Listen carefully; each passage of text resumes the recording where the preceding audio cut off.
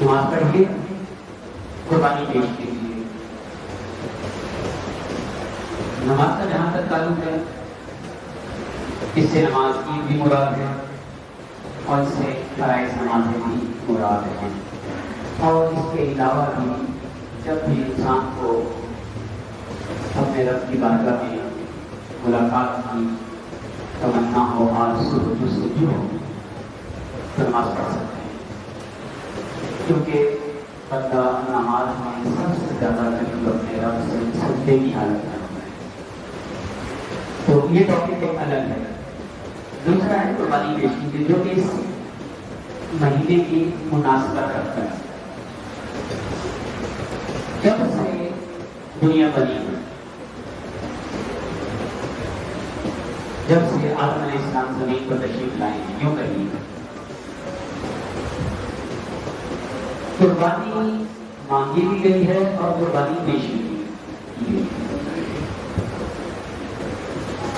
ہر نبی نے قربانی پیش کی، قربانی کے طریقے الگ تھے، انداز الگ تھے، لیکن جو قربانی ابراہیم خلیل اللہ علیہ نبینا علیہ السلام نے پیش کی وہ بے مثل ہے۔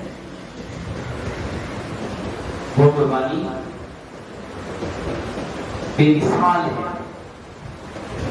وہ قربانی ایسی قربانی ہے کہ اسی قربانی کے پیش نظر ان کے بعد قربانیاں ہی مانگی جاتی رہی، اور بندوں کو چیک کیا جاتا رہا کہ کون کون بندہ ہماری بارگاہ میں قربانی پیش کرتا ہے۔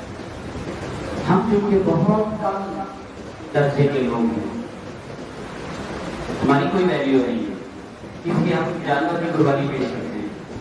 یہ کوئی قربانی بڑی قربانی نہیں ہے، لیکن اللہ قبول کرے تو بہت بڑی قربانی ہے۔